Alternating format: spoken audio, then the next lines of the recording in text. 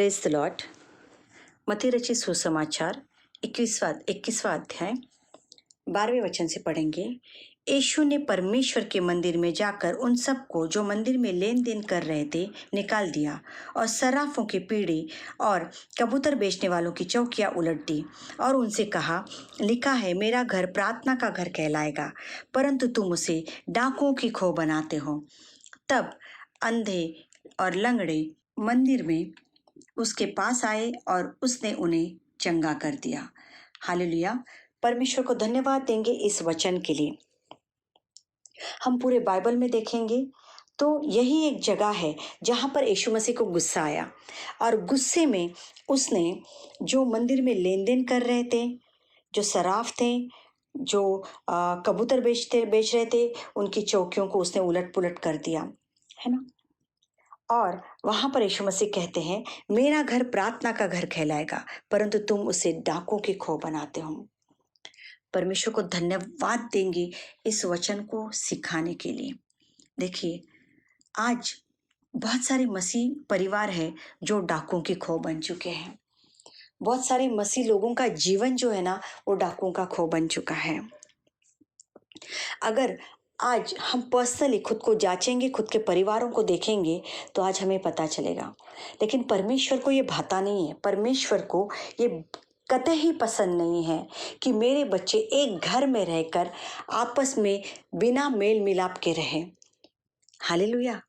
हर एक व्यक्ति आज अपने ही धुन में लगा हुआ है, अपने अभिलाषाओं में, अपने काम धंधे में, है ना। कोई कंप्यूटर पे बिजी है, कोई टीवी पे बिजी है, कोई मोबाइल पे बिजी है, कोई अपने काम धंधे में बिजी है, कोई अपने गृहस्थी में अलग रूटीन से बिजी है। सारी चीजें ठीक है, मैं ऐसे नहीं बोल रही हूँ कि हमें परिवार नहीं संभालना है, सब कुछ हमें करना है, लेकिन इसका मतलब ये नहीं है कि हमें यीशु मसीह परिवार में नहीं जीना है। कितना हम पारिवारिक संगति करते हैं यीशु मसीह के नाम से, कितना हम रोज संगति करते हैं यीशु मसीह के नाम से, कितना हम मेल मिलाप की बातें यीशु मसीह के नाम से बांटते हैं। आज परिवार में एक दूसरे के प्रति जलन है, ईर्ष्याएं है ना। एक दूसरे को देख के वो घमंड बाहर आता है। हर एक जन खुद को धार्मिक लेवल से बड़ा समझता है परिवार में और दूसरे को नीचा दिखाता है। सचमुच क्या ऐसा घर प्रार्थना का घर होगा? नहीं, पॉसिबल ही नहीं। अगर हम फर्स्ट करंतीस में जाएंगे और 6वें अध्याय में देखेंगे तो वचन कहता है, क्या तुम नहीं जानते कि तुम्हारी देह पवित्र आत्मा का मंदिर है? हालेलुया। क्या है? तुम्हारी देह पवित्र आत्मा का मंदिर है और जो तुम में बसा हुआ है और तुम्हें परमेश्वर की ओर से मिला है। हालेलुया। ये जो देह है ना, ये परमेश्वर की ओर से हमें मिला हुआ है और ये परमेश्वर का मंदिर है। हालेलुया।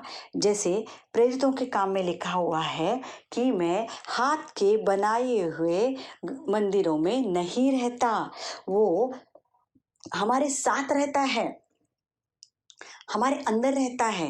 लेकिन आज हमारा आत्मा ही पूरा मरा हुआ है ना। हमने हमारे शरीर को ना विचारों से, सोचों से, अपने अभिलाषाओं से, हमारी लालसा से, हमारी इच्छाओं से हमने डाकुओं की खो बना दिया है। क्योंकि हमारी अभिलाषाएं जो है ना, हमारी आत्मिक उन्नति से बड़ी हो गई है। हमारी आत्मिक उन्नति हुई ही नहीं और हम लोगों को सिखाते हैं, बहुत अच्छे से सिखाते हैं, जो हम जीते नहीं। हालेलुया। देखिए, अगर हमारा मसीह परिवार है ना, तो परिवार कैसा होना चाहिए मालूम है? एक दूसरे के लिए मेल मिलाप का, प्यार का, प्रार्थनाओं का। उसमें वो परिवार यीशु मसीह का जीवन जीते हुए दिखना चाहिए कि ये लोग सचमुच जिस परमेश्वर को मानते हैं, उस परमेश्वर का जीवन जीते हैं। हालेलुया। आपका परिवार वैसे दिखना चाहिए, ना कि ईर्ष्या से भरा हुआ, जलन से भरा हुआ, एक दूसरे के दोष निकालता हुआ। नहीं, एक दूसरे के लिए प्रार्थना करो। कोई कमजोर है ना, उसके लिए प्रार्थना करो, उसको समझाओ, या अपना जीवन ऐसा बनाओ कि सामने वाला वो जीवन देख के सोचे कि मेरा जीवन भी ऐसा होना चाहिए। अपने परिवार के साथ उस तरीके से रहो, क्योंकि यीशु मसीह का परिवार हो आप। आज हमारा शरीर चल रहा है, आत्मा मरा हुआ है। आत्मा में ना वचन जाते हैं, ना प्रार्थनाएं हैं, ना स्तुति है, ना आराधना है, ना कोई भक्ति गीत, कुछ भी नहीं है। आत्मा तो बहुत साइड में रह गया है, क्योंकि हमारे विचार जो है ना हम पर इतने हावी है, हमें आत्मा को देखने के लिए टाइम ही नहीं है। बाइबल हमें वजन लगता है, बोझ लगता है। हमारी अभिलाषाएं पूरी करने के पीछे बाइबल हमें बोझ लगता है, क्योंकि हमें हमारी अभिलाषाएं उतनी बड़ी हो चुकी है ना।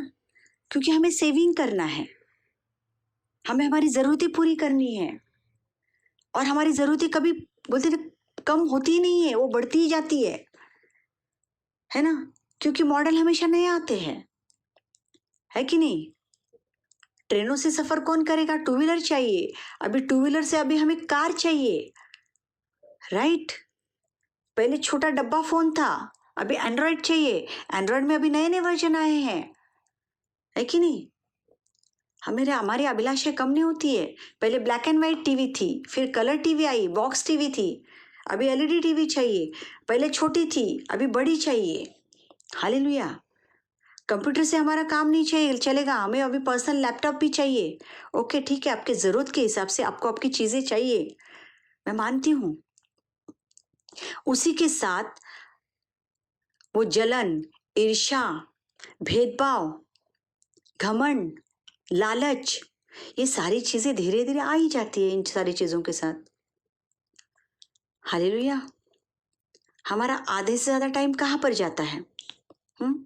काम धंधे में, परिवार संभालने में, बचा हुआ मोबाइल में, पीसी में, घूमने फिरने में। हम कब आत्मा में उस मसीह को पुकारते या जीते? जब प्रॉब्लम्स आती है। क्या प्रॉब्लम्स का परमेश्वर है सिर्फ यीशु मसीह? नहीं, ये सब चीजें है ना, यही डाकुओं की गुहा है ना। हमने उसको गुफा बना दी है डाकुओं की, जिसमें ये सब परमेश्वर के बोलते ना शस्त्र नहीं है, परमेश्वर के वचन नहीं है। इसमें हमने ये सारी शस्त्र सामग्री डाल के रखी हुई है, तो हम क्या यीशु मसीह का जीवन जिएंगे? हालेलुया। और परमेश्वर का वचन कहता है मेरा घर प्रार्थना का घर कहलाएगा। क्या ऐसे कहलाएगा प्रार्थना का घर? हालेलुया। देखो जैसे यीशु मसीह, देखो यीशु मसीह को कहाँ पर गुस्सा आया, तो यहाँ पर गुस्सा आया है कि हमने उसके प्रार्थना के घरों में बिजनेस स्टार्ट कर दिए हैं। हालेलुया। आज घरों में कंपटीशन है, उसकी कमाई कम है, मेरी कमाई ज़्यादा है। मैं घर में ज़्यादा कंट्रीब्यूट करता हूँ, वो कम करता है। मेरे पास ये चीज़ ज़्यादा है, उसके पास कम है। हालेलुया, है ना। या अगर वो कर भी रहा है, वो बेचारा हम्बल भी है ना, तो सामने वाले को जलन होती है। अगर वो परिवार संभाल भी रहा है ना, परिवार संभाल भी रहा है कि घर परिवार की देखरेख कर रहा है, वो उसमें भी प्रॉब्लम है घर में, क्योंकि खुद कुछ कर नहीं पा रहे इसके वजह से। हालेलुया। ये आज बोलते ना परिवार में ऐसा बिजनेस से चालू है। मसीह परिवारों की बात कर रही हूँ, देखो मैं सांसारिक लोगों की बात नहीं कर रही हूँ। जो बोलते ना यीशु मेरा प्रभु है, उन लोगों की बात कर रही हूँ। उनके परिवार ऐसे हैं, उनका जीवन ऐसा है, वो खुद ऐसे। और देखो इस वचन से दूसरे को जज नहीं करते हुए ना खुद को जज करो, क्या मैं ऐसा हूँ?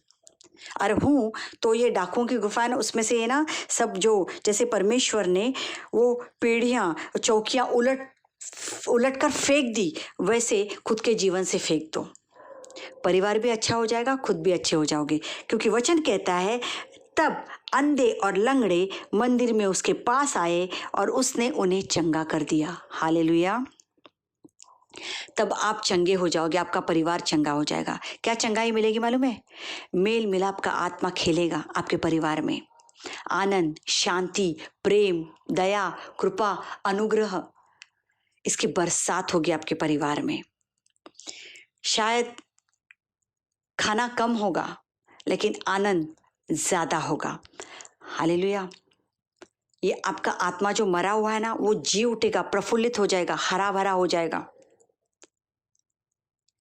आप आत्मा से चंगे हो जाओगे, आप भावनाओं से चंगे हो जाओगे, आप सोचो विचारों से चंगे हो जाओगे। हालेलुया। सचमुच परमेश्वर के अधीन जाओ, क्योंकि परमेश्वर का वचन कहता है तुम्हारी देह मेरा मंदिर है। सचमुच उसका अपमान मत करो, उसको इतना खेदित मत करो। वो हमारा परमेश्वर है, जिसने हम पापी में थे, उसने हमको उसमें से बाहर निकाला और अपना बनाया और उसका नाम लेने का अधिकार दिया। हमने ऐसा कुछ भी नहीं किया, उसका अनुग्रह हुआ, इसके लिए वो हमारा परमेश्वर बना। हालेलुया। देखो, आज हम सोचों में अंधे हैं, लेकिन परमेश्वर उसको चंगाई करेगा, चंगाई देगा, है ना। आज हमारा जीवन जो है ना अपाहिज बन चुका है, अपाहिज बन चुका है, लेकिन परमेश्वर जो है ना हमें वो लकड़ी देगा जिसमें हम स्टेबल रह के चल सकते हैं। हालेलुया। उस लंगड़ेपन से, उस अंधेपन से हमें वो चंगाई देगा, हमें वो भावनिक चंगाई देगा, हमें वो आत्मिक चंगाई देगा, हमारे परिवार में मेल मिलाप की चंगाई देगा, आनंद की चंगाई देगा। हालेलुया।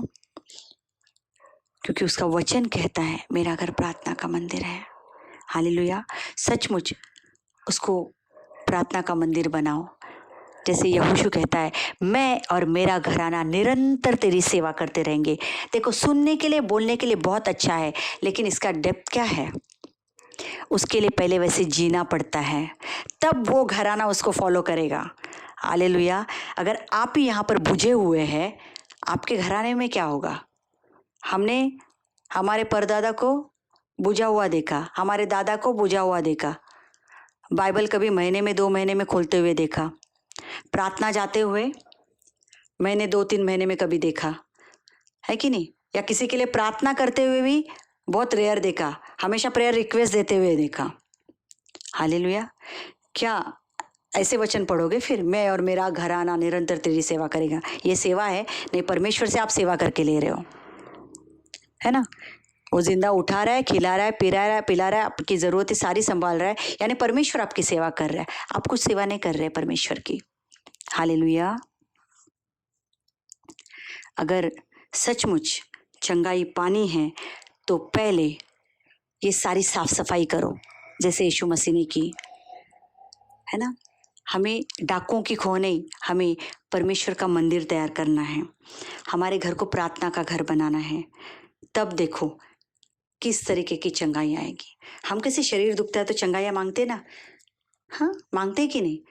तो ऐसे ही भावनाओं की चंगाई कौन मांगेगा? विचारों की चंगाई कौन मांगेगा? आत्मा की चंगाई कौन मांगेगा? प्राण की चंगाई कौन मांगेगा? ये सबसे ज्यादा जरूरी है। देह नाशवंत है। हालेलुया।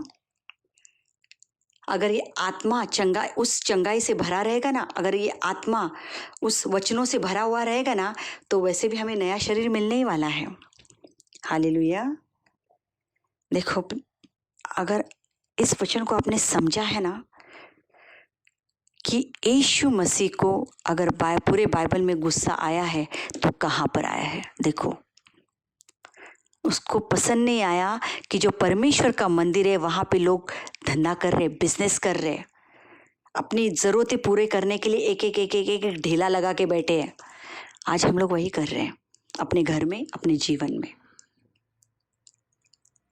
हमारे जीवन से परमेश्वर प्रकट नहीं होता है, बिजनेस प्रकट होता है। हालेलुया। हम धंधे की बातें ज़्यादा करते हैं, काम धंधे की बातें ज़्यादा करते हैं, एक दूसरे के लिए चुगलियों की बातें ज़्यादा करते हैं, परमेश्वर की बातें बहुत कम होती हैं, यहाँ तक कि परिवार में भी। हालेलुया।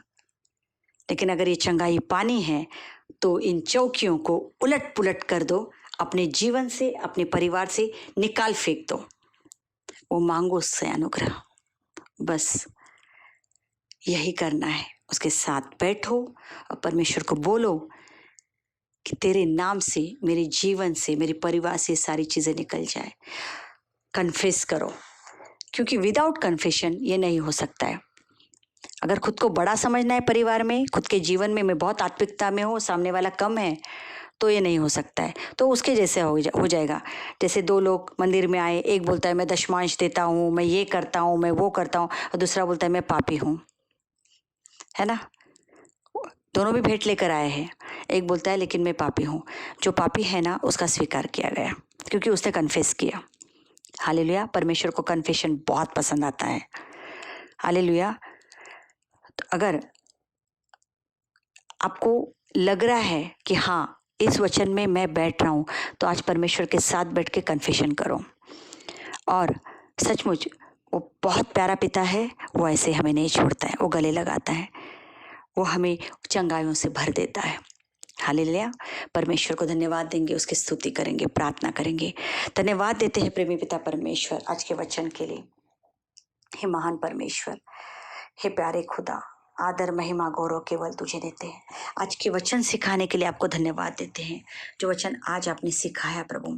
प्रभु मांगते हैं जैसे तेरा वचन कहता है कि मेरा घर प्रार्थना का घर कहलाएगा, वैसे ही हमारा जीवन और हमारा परिवार होने दो मेरे राजा। तेरे नाम की जय जयकार हमारे परिवार से गूंजे, हमारे जीवन से गूंजे मेरे राजा। लोग देख कर कहे कि हाँ इनका खुदा कितना प्यारा है, जो मेल मिलाप कराता है। हाँ प्रभु, दया कर पिता परमेश्वर, दया कर। तुझे पता है हम कहाँ पर कमज़ोर है, हमारी उस कमज़ोरी में तो हमारी ताकत बन जा, और इन सारी चीज़ों से बाहर निकलने के लिए तो हमें मदद कर प्रभु। यीशु राजा, जो भी तेरे बच्चे आज ये वचन सुन रहे, उन सब के ऊपर अपनी दया उंडेल दे प्रभु। हाँ पिता परमेश्वर, और ये वचन जीने के लिए तू उनकी सहायता कर, हर एक को चंगाइयों से भर दे प्रभु। तुझे पता है कौन किस बीमारी में पड़ा हुआ है, हर एक को तेरी चंगाई मिल जाए। हम विश्वास रखते हैं उस वचन के ऊपर कि तेरे कोड़े खाने से हम चंगे हो गए हैं। विश्वास रखते हैं मेरा राजा। सबके हाथ के कामों को तो आशीषित कर, और तेरे बच्चे अगर कर्जों में तो कर्जों से उनको आज़ाद कर, ताकि प्रभु वो सिर्फ तेरे ऋणी कहलाए, ना ही किसी मनुष्य के। प्रभु दया कर पिता परमेश्वर, सबकी आत्मिक उन्नति के लिए उनको तो सहायता कर। धन्यवाद प्रभु, आपकी स्तुति आपकी महिमा करते हैं, मान महिमा आपको देते हुए यीशु मसीह के महान नाम से, आमेन।